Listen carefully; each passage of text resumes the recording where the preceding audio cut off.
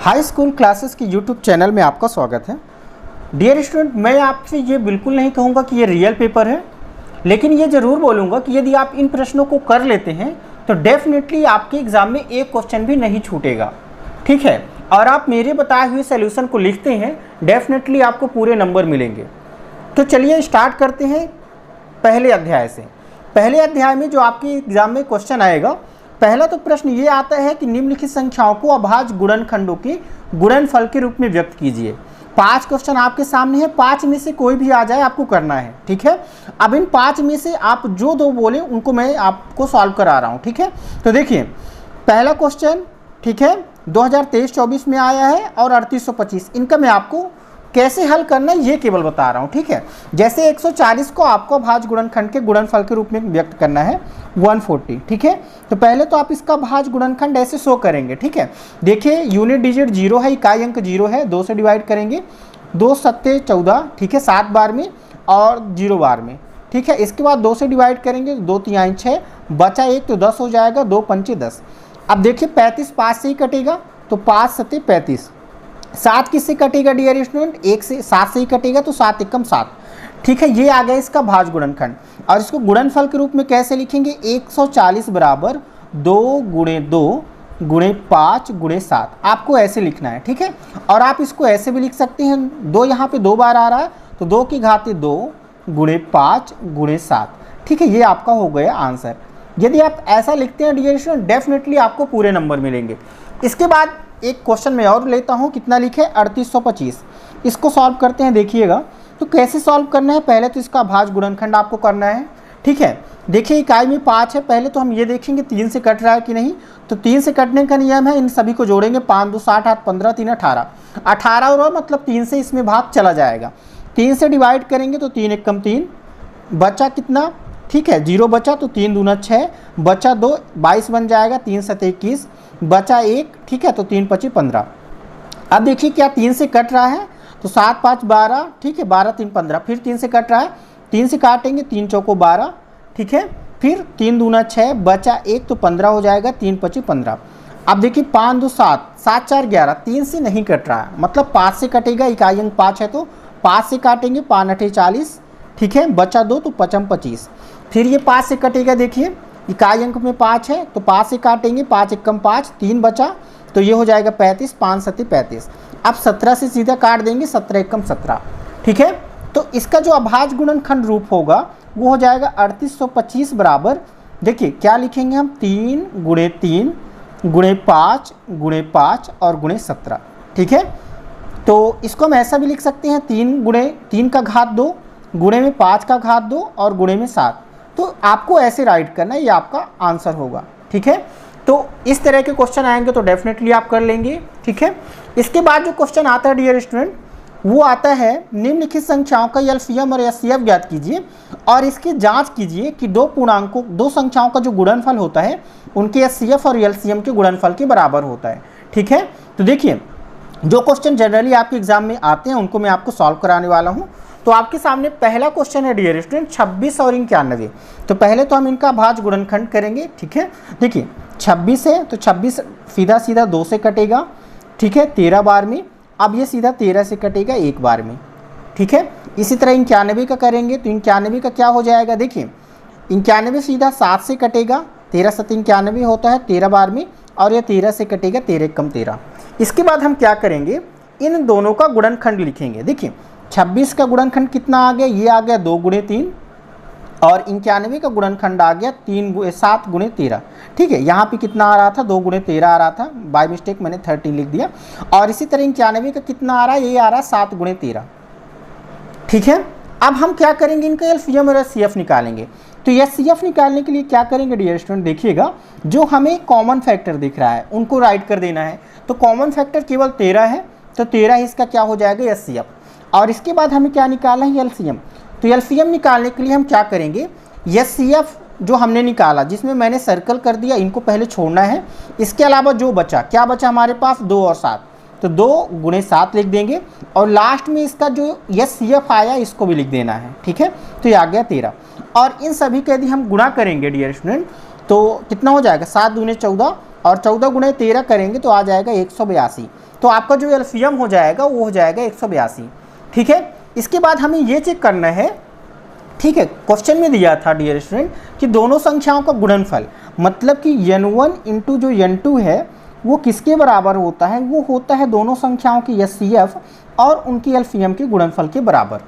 ठीक है, तो देखिए पहली संख्या आपके पास कितनी थी, पहली संख्या थी 26, तो 26 लिखेंगे। दूसरी संख्या 91 थी, 91, तो 91।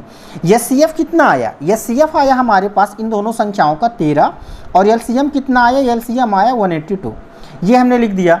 अब यदि इन दोनों का मैं आपस में गुणा करूंगा, ठीक है, तो इसका गुणा यदि मैं करूंगा तो ये आ जाएगा 2366। गुणा करके आप चेक कर सकते हैं। और इन दोनों का गुणा करूंगा 13 दूना 26 हासिल 2, 13 अट्ठे कितना होता है 104 और 2 6, ठीक है, हासिल 10, 13 कम 13 और 10 23। देखिए 2366। दोनों पक्ष यदि बराबर आ रहे हैं मतलब आपका जो एलसीएम और एचसीएफ है वो क्या है, एकदम सही है। तो आप ऐसे चेक कर सकते हैं, चेक करने को भी आपके एग्जाम में आता है। इसी तरह मैं एक क्वेश्चन और उठाता हूँ, देखिए 510 और 92, ठीक है, 510 और 92, इनका आपको क्या करना है, एलसीएम और एचसीएफ निकालना है और चेक करना है कि एलसीएम इंटू एचसीएफ बराबर n1 इंटू n2। तो देखिए 0 है मतलब 2 से कटेगा, 2 से काटेंगे 2 बार में, बचा 1, 11 हो जाएगा, 2 पंचे 10, फिर कितना बचा 1, तो 2 पंचे 10। देखिए 5 2 7 2 9, 3 से कटेगा, 3 अठे 24, बचा 1, तो 3 पचे 15। 5 से काटेंगे तो 17 बार में कटेगा, 17 पना 85। अब ये सीधा किससे कटेगा, 17 से, 17 एकम 17। अब देखिए 92 है, इसको हमें डिवाइड करना है, 2 से करेंगे तो कितना हो जाएगा, 46 दूना 92 होता है। फिर 2 से डिवाइड करेंगे कितना हो जाएगा, 23 हो जाएगा। अब ये सीधा 23 से डिवाइड होगा, 23 एकम 23। तो इनका जो गुणनखंड आया 510 का गुणनखंड कितना आया, यह 2 गुणे 3 गुणे 5 गुणे 17, ठीक है, ये आपके सामने रहा। इसी तरह 92 का जो गुणनखंड आया ये 510 है, ठीक है, 92 का गुणनखंड आया 2 गुणे 2 गुणे 23, ठीक है, ये हो गया। अब हमें क्या निकालना है, इसका एचसीएफ निकालना है। पहले एचसीएफ ही निकालिएगा। तो एचसीएफ क्या हो जाएगा, देखिए 2 दोनों में है तो 1 2 हमने लिख दिया, ठीक है। इसके अलावा कुछ हमें दोनों में नहीं दिख रहा है कॉमन, ठीक है, तो 2 इनका क्या हो जाएगा, एचसीएफ। अब इनका हमें निकालना है एलसीएम। तो एलसीएम निकालने के लिए हम क्या करेंगे, देखिए जो एचसीएफ है इसको पहले छोड़ देते हैं, बाकी संख्याएं लिख देते हैं। तो क्या बचा हमारे पास, ऊपर बचा 3 गुणे 5 गुणे 17, 3 गुणे 5 गुणे 17, और नीचे बचा 2 गुणे 23, तो 2 गुणे 23। और लास्ट में क्या करेंगे, जो एचसीएफ है इसको भी गुणा करके लिख देंगे, ठीक है। इन सभी के यदि हम गुणा करेंगे डियर स्टूडेंट तो कितना आएगा, ठीक है, आप गुणा कर लीजिएगा। यदि हम इनका गुणा करते हैं तो ये आ रहा है 23,460। कितना आ रहा है, 23,460, ठीक है। तो ये आपका आ गया एलसीएम। इसी तरह हमें क्या चेक करना है, इन दोनों का गुणनफल, मतलब n1 इंटू n2 बराबर कितना हो जाएगा, एलसीएम इंटू एचसीएफ, ये चेक करना है। तो n1 इंटू n2 मतलब दोनों संख्याओं का गुणनफल, मतलब ये हो जाएगा 510 गुणे 92, और इधर क्या हो जाएगा एलसीएम, एलसीएम कितना आ गया 23,460, एचसीएफ कितना आया 2, ठीक है। तो हम दोनों पक्षों का गुणा करेंगे डियर स्टूडेंट, तो आ जाएगा 46,920। कितना आ जाएगा, 46,920। और ये भी आ जाएगा, देखिए 2 शून्य 0, 2 छक्का 12 हासिल 1, ठीक है, 2 चौको 8 और 1 9, 2 तिहाई 6 और 2 दूना 4। देखिए दोनों पक्ष बराबर आ रहे हैं, 46,920 46,920, ठीक है, 2 चौको 8 और 1 यहाँ पे 9 होगा, सॉरी, तो 46,920 दोनों साइड आ रहा है। मतलब आपका ये जो एलसीएम एचसीएफ है एकदम से सही है। तो देखिए इस चैप्टर से डेफिनेटली ये क्वेश्चन आएगा ही जो मैंने आपको बताया। इसके बाद एक क्वेश्चन और आपको सॉल्व करना है। देखिए 2023 आपके बोर्ड एग्जाम में पूछा गया है, एचसीएफ दिया है और एलसीएम दिया है, सॉरी एचसीएफ दिया है, हमें एलसीएम बताना है। देखिए अब हम जानते हैं दो संख्याएं हैं, उनका जो गुणनफल होता है n1 इंटू n2 वो होता है उनके एलसीएम और एचसीएफ के गुणनफल के बराबर, ठीक है। यहाँ पे दो संख्याएं हैं, n1 बराबर हमारे पास कितना है, ठीक है, मैं आपको क्वेश्चन दिखा रहा हूँ, कितना है 306 और 657। n1 बराबर है हमारे पास 306, n2 बराबर है हमारे पास कितना 657, और इन दोनों का जो एचसीएफ है वो कितना है, वो है 9। हमें क्या निकालना है, एलसीएम निकालना है। तो देखिए एलसीएम हम दोनों इस फार्मूले में जो जो वैल्यू पता है उसको रख देंगे, n1 इंटू n2 मतलब 306 गुणे 657 ऐसा हो जाएगा, बराबर एलसीएम हमको नहीं पता तो एलसीएम रहने देंगे, एचसीएफ कितना है 9, तो एचसीएफ 9। यहाँ से हम सीधे 9 का पक्षांतर करेंगे, इधर गुणा में है, इधर आके भाग में हो जाएगा, तो 306 गुणे 657, ठीक है, बटे 9 ये हो जाएगा बराबर एलसीएम। अब यदि हम काटना चाहें तो काट सकते हैं, देखिए कैसे, 9 से इसको काटेंगे तो 9 त्रिक 27 बचा 3, ठीक है, तो 9 चौको 36। तो इन दोनों को यदि हम गुणा करेंगे तो जो एलसीएम आ जाएगा वो आ जाएगा 22,338, 22,338। इन दोनों का गुणा करना है, 657 गुणे 34 करना है, तो कितना आ जाएगा 22,338, ठीक है, ये आपका आंसर रहा। मतलब इन दोनों संख्याओं का एलसीएम कितना आ जाएगा 22,338, ठीक है। इसके बाद डियर स्टूडेंट आपको इस टाइप का एक क्वेश्चन जरूर एग्जाम में देखने को मिलेगा। सिद्ध कीजिए कि √5 एक अपरिमेय संख्या है। अब चूंकि इसमें डायलॉग बाजी ज़्यादा है इसलिए मैं इसका सलूशन आपको नहीं करा रहा हूँ, आप चाहें तो इसका स्क्रीनशॉट ले सकते हैं, ठीक है। तो इसका सलूशन ऐसे होगा, ठीक है। तो इस तरह से आपका पहला चैप्टर कंप्लीट हो गया। अब हम सीधा बात करते हैं सेकेंड चैप्टर की।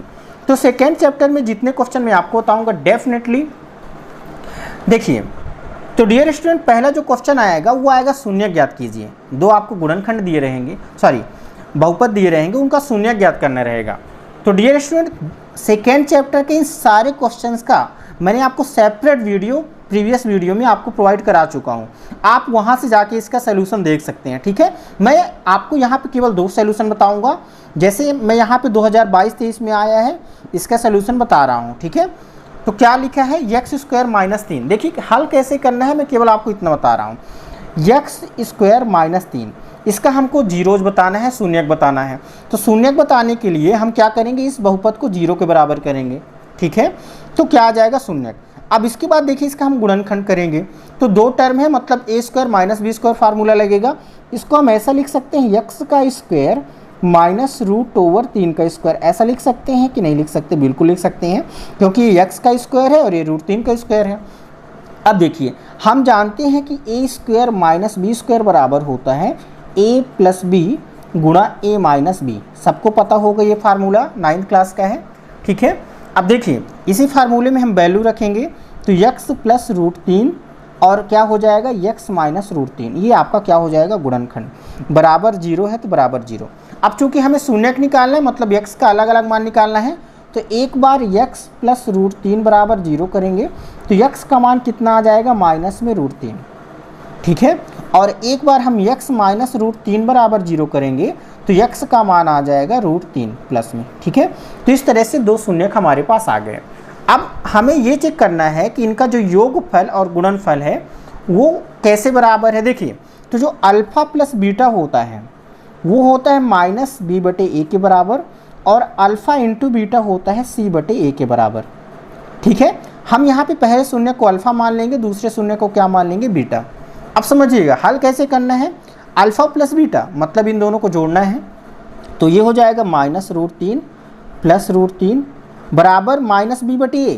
यहाँ पे देखिए तो यदि हम b का मान देखें ना, तो b का मान यहाँ पे 0 है, a का मान कितना है x² है, मतलब a का मान 1 है, और c का मान कितना है -3, तो -3। अब हमें चाहिए क्या यहाँ पे -b/a, तो b का मान तो 0 है, तो 0/1 करेंगे तो ये भी 0 हो जाएगा, ये भी 0 होगा। तो ये तो आ गया कि शून्यकों का योगफल जो होता है अल्फ़ा + बीटा वो -b/a के बराबर होता है। इसी तरह अल्फ़ा × बीटा चेक करना है, तो अल्फ़ा हमारे पास है -√3, बीटा हमारे पास है +√3, किसके बराबर होगा c/a, तो c हमारे पास है -3, तो -3/a करेंगे तो a का मान है 1, इसका गुणा करेंगे तो -3 आएंगे, ये भी -3 आएगा। तो इस तरह से डियर स्टूडेंट आपको सॉल्व करना है, ठीक है। मैं सारे क्वेश्चन आपको सॉल्व इसलिए नहीं करा रहा हूँ क्योंकि अभी मैं जस्ट प्रीवियस वीडियो में सारे क्वेश्चन का सलूशन इस सेकेंड चैप्टर का करा चुका हूँ। इसके बाद जो सेकेंड टाइप का क्वेश्चन आता है वो आता है, देखिए आपको क्या दिया रहेगा डियर स्टूडेंट, आपको शून्यक दिए रहेंगे, आपको बहुपद बनाना रहेगा, ठीक है। देखिए ये आपके सामने क्वेश्चन मैं आपको दिखा रहा हूँ, क्या लिखा हुआ है, द्विघात बहुपद ज्ञात करना है जिसमें शून्यकों का योग तथा गुणनफल क्रमशः दी गई संख्याएं हैं। पहली संख्या जो है शून्यकों का योगफल है, दूसरी संख्या शून्यकों का क्या है, गुणनफल है, ठीक है। तो इससे मैं एक क्वेश्चन आपको सॉल्व करवा देता हूँ, ठीक है, आप जो बोले वो मैं करवा देता हूँ। तो चलिए कौन सा आपको कठिन दिख रहा है, क्वेश्चन नंबर 8वां, इसको मैं आपको सॉल्व करवा देता हूँ, ठीक है। तो क्वेश्चन नंबर 8 क्या लिखा हुआ है, देखिए हमें दिया क्या है, शून्यकों का योगफल, मतलब हमें अल्फ़ा + बीटा दिया हुआ है, अल्फ़ा + बीटा कितना दिया है, ये दिया है हमारे पास माइनस में 1, और जो अल्फ़ा इंटू बीटा दिया है वो दिया है हमारे पास कितना, √5, मतलब √5 ये दिया है।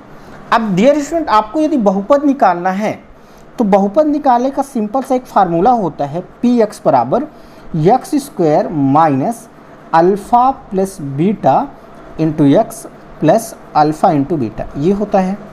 ठीक है, तो px बराबर ये होता है। अब हम क्या करेंगे, अल्फ़ा प्लस बीटा और अल्फ़ा इंटू बीटा का मान इस पर पुट करेंगे, रखेंगे। तो x² minus alpha plus beta का मान है हमारे पास -1, तो -1 इंटू एक्स कर देंगे, प्लस अल्फ़ा इंटू बीटा का मान हमारे पास है √5, तो √5 रख देंगे। इसको हम एक स्टेप सॉल्व करेंगे तो ये आ जाएगा x², माइनस का गुणा माइनस से होकर प्लस हो जाएगा, x का गुणा 1 से करेंगे तो x, और प्लस √5 है तो प्लस √5। तो डियर स्टूडेंट, जो आपका बहुपद हो जाएगा ना वो ये होगा, px बराबर x² प्लस x प्लस √5। तो इन सारे प्रश्नों को, ठीक है, सारे प्रश्नों को सिमिलर मेथड से ही आपको सॉल्व करना है, और मैं इनका सलूशन है ना, सारे क्वेश्चन का सलूशन आपको प्रीवियस वीडियो में बता चुका हूँ, आप वहाँ से देख सकते हैं यदि आपको किसी क्वेश्चन में प्रॉब्लम हो। अब हम सीधा आते हैं प्रश्न चैप्टर 3 में। तो चैप्टर 3 से आपको 2 चीज़ें पढ़नी है, एक पढ़ना है विलोपन विधि और एक पढ़ना है प्रतिस्थापन विधि। आप विलोपन और प्रतिस्थापन कर लेंगे, डेफिनेटली आपके एग्जाम में आएगा ही आएगा। ठीक है, तो देखिए, एक में आपको प्रतिस्थापन विधि बताऊंगा, एक में आपको विलोपन विधि बताऊंगा। ठीक है, और इन 4 प्रश्नों को आपको तैयार करना है, चारों क्या है, प्रतिस्थापन है। इसी तरह मैं आपको 4 क्वेश्चन विलोपन के बताऊंगा। ठीक है, और 4 में से डेफिनेटली 2 क्वेश्चन आपके एग्जाम में आएंगे। तो देखिए, इसमें कौन सा क्वेश्चन आपको कठिन दिख रहा है। मैं क्वेश्चन नंबर जो एग्जाम में आपकी आया हो, जैसे क्वेश्चन नंबर 4 है तो ईजी, बट आपके एग्जाम में कई बार पूछा जा चुका है और इस बार भी पूछे जाने की संभावना है। इसको हम सॉल्व करते हैं प्रतिस्थापन से। ठीक है, तो पहला समीकरण हमारे पास कितना दिया है, x + y = 14, इसको लिख लेते हैं, x + y = 14, और x - y बराबर कितना दिया, 4। इनको हमें सॉल्व करना है। देखिए कैसे सॉल्व करेंगे, प्रतिस्थापन विधि से। मैं आपको लिखने का तरीका बता रहा हूँ।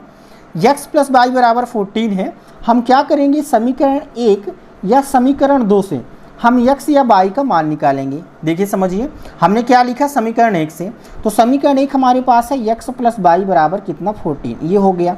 यदि हम यहाँ से y का पक्षांतर कर देते हैं तो x बराबर मिलेगा 14 - y, ये हमें क्या मिल गया, x का मान मिल गया y के फॉर्म में। अब चूंकि हम x का मान समीकरण 1 से निकाले हैं, ठीक है, इसको हम समीकरण 3 मान लेते हैं। अब मैं क्या बता रहा था, यदि आप x से 1 से निकाले हैं x का मान, तो किस में रखेंगे, समीकरण 2 में।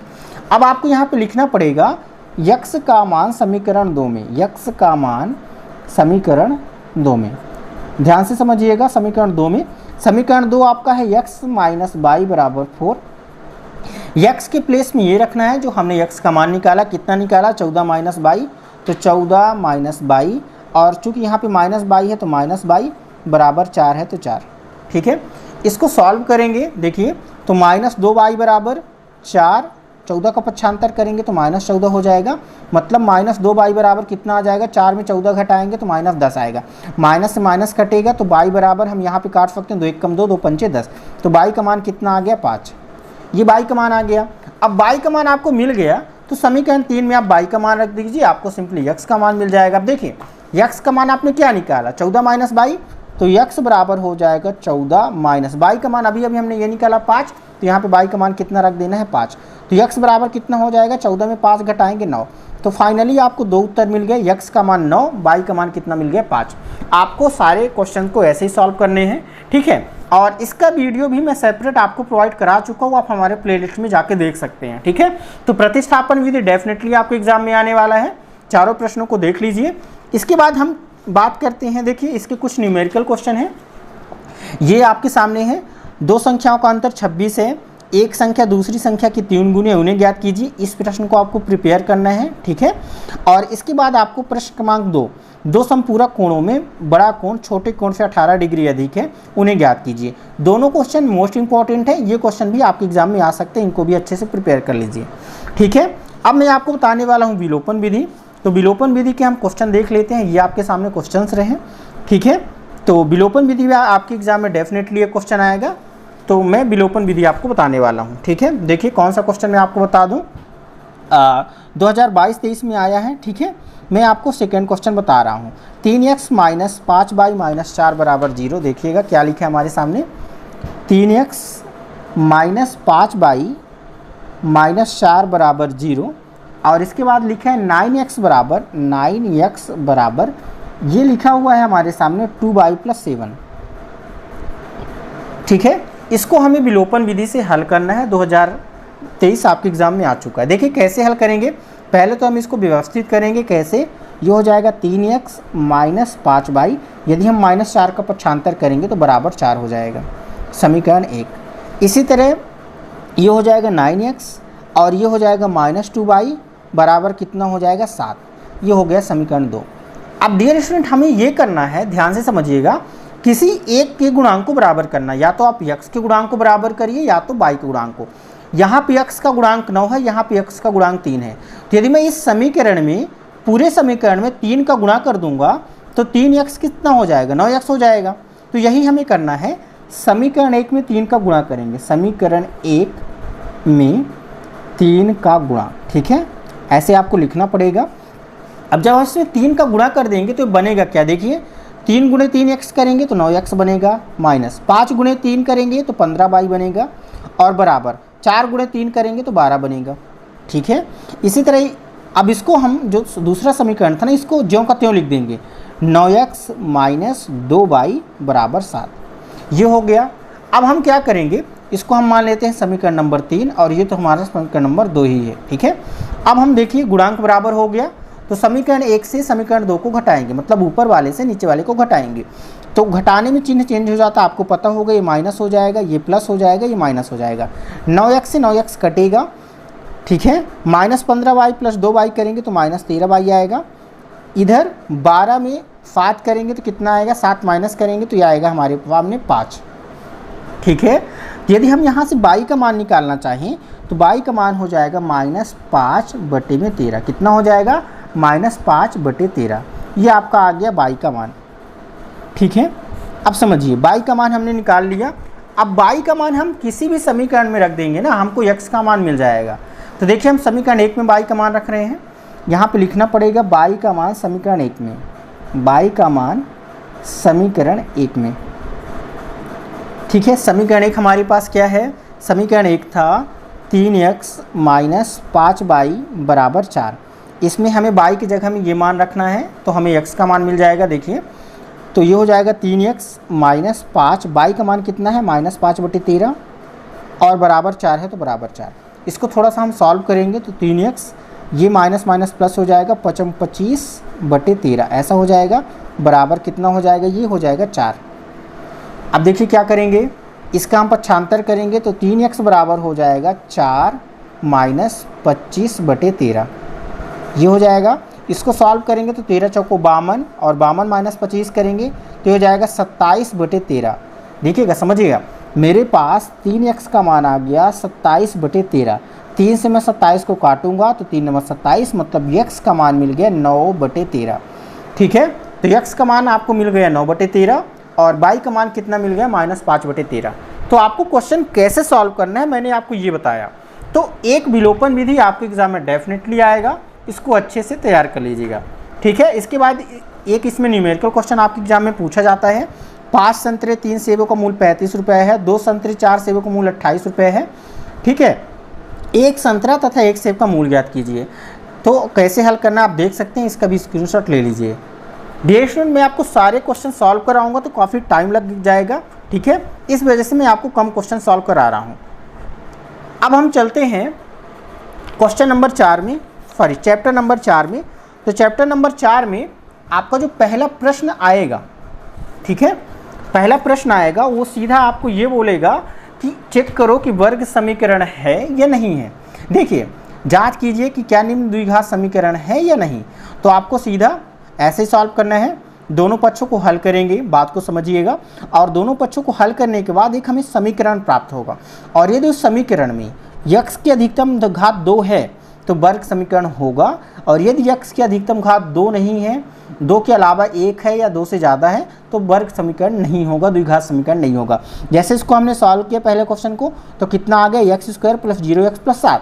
x का अधिकतम घात कितना है, 2, मतलब वर्ग समीकरण है। तो एक चेक करने को डेफिनेटली आएगा इन सभी प्रश्नों में से, ठीक है। इनको अच्छे से तैयार कर लीजिए। इसके बाद आपके एग्जाम में जो आता है प्रश्न, वो आता है द्विघात समीकरण के मूल ज्ञात कीजिए। क्या ज्ञात कीजिए, मूल ज्ञात कीजिए। तो मूल कैसे ज्ञात करना है, जैसे अभी हमने आपको शून्यक बताया, सेम वही मूल होता है। जैसे देखिए इसमें मैं आपको एक क्वेश्चन सॉल्व करा देता हूँ। 2024 आपके एग्जाम में आया है 6x square minus x minus 2। कितना है आपके सामने, देखिए 6x square minus x minus 2, ये आपके सामने प्रश्न रहा। माइनस 2 बराबर 0 है, ठीक है। इसका आपको क्या करना है, मूल ज्ञात करना है। तो हम सीधे इसका गुणनखंड करेंगे। गुणनखंड करने की प्रोसेस आपको पता होगी, इस मिडिल टर्म को ब्रेक करना है। गुणा करने पे कितना आना चाहिए, -12। तो ये हो जाएगा 6x square plus 3x minus 4x और माइनस 2 बराबर 0। इसको हम ऐसे राइट कर सकते हैं, 2 का पेयर बनाएंगे तो 6x स्क्वायर प्लस 3x, ये जोड़ा बन गया, माइनस कॉमन लेंगे तो हो जाएगा 4x प्लस 2 बराबर 0। तो बराबर 0, यहाँ से अब हम कॉमन लेंगे तो देखिए दोनों से 3x कॉमन हो जाएगा, 3x कॉमन लेंगे तो 2x बचेगा और प्लस 1 बचेगा। यहाँ से माइनस कॉमन पहले से है, 2 कॉमन आ जाएगा तो यहाँ पे भी 2x प्लस 1 बचेगा, बराबर 0। तो बराबर 0, ठीक है। अब देखिए आपके सामने 2 गुणनखंड आ गए। पहला गुणनखंड 2x प्लस 1, दूसरा गुणनखंड आ गया 3x माइनस 2 बराबर 0। तो बराबर 0। अब चूंकि 2x प्लस 1 बराबर 0 है, तो 2x बराबर कितना हो जाएगा, -1 हो जाएगा, और x बराबर कितना हो जाएगा, -1/2। ये आपका उत्तर, ठीक है। इसी तरह 3x माइनस 2 बराबर आप 0 करेंगे तो 3x बराबर कितना हो जाएगा, 2 हो जाएगा। तो x बराबर कितना हो जाएगा, 2/3। तो आपको ये क्या मिल गए, 2 ठो मूल मिल गए। तो एक क्वेश्चन डेफिनेटली आपके एग्जाम में मूल ज्ञात करने को आएगा। इसके बाद एक क्वेश्चन आएगा आपको मूलों की प्रकृति, मतलब विविक्तिकर बताने को। तो देखिए 3 कंडीशन होती है। पहली कंडीशन, यदि बी स्क्वायर माइनस 4ac, ठीक है, ये होता है विविक्तिकर। विविक्तिकर का सूत्र आपके एग्जाम में पूछा जाता है, d बराबर बी स्क्वायर माइनस 4ac। और यदि B square minus 4ac greater than है 0, मतलब दोनों मूल कैसे होंगे, वास्तविक होंगे, बात को समझिएगा। और यदि बी स्क्वायर माइनस 4ac बराबर है 0, तो मूल वास्तविक होंगे लेकिन समान होंगे। जो 2 ठो मूल आएंगे दोनों क्या होंगे, समान आएंगे, वास्तविक एवं समान। और यदि बी स्क्वायर माइनस 4ac 0 से छोटा आ रहा है, तो यहाँ पे कैसे मूल होंगे, अवास्तविक मूल होंगे। कैसे मूल होंगे डियर स्टूडेंट, अवास्तविक, ठीक है। अब समझिए हम इनका कोई क्वेश्चन सॉल्व कर लेते हैं। जैसे देखिए,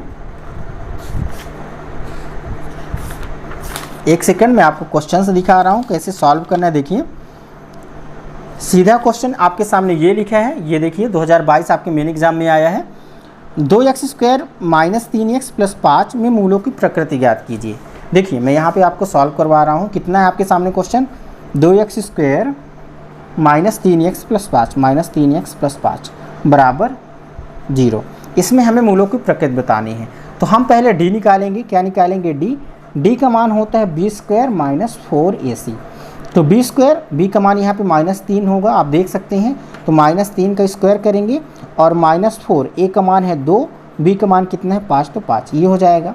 तो -3 का स्क्वायर करेंगे 9 आएगा, माइनस 5 दूना 10, 10 चौको 40, 9 में 40 करेंगे माइनस, तो कितना आएगा -31।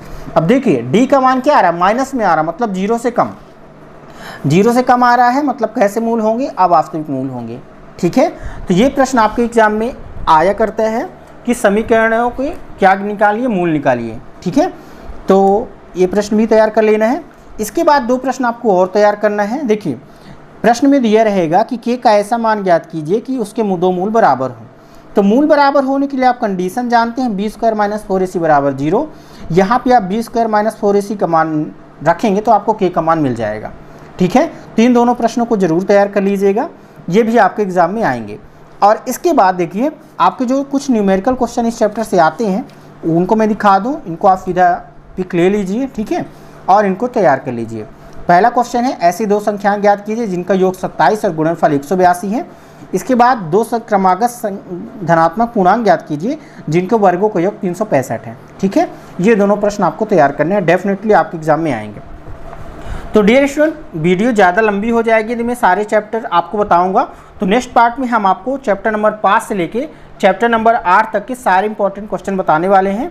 चैनल पे पहली बार हैं तो चैनल को सब्सक्राइब करिए और दोस्तों के साथ ज़्यादा से ज़्यादा शेयर कीजिए।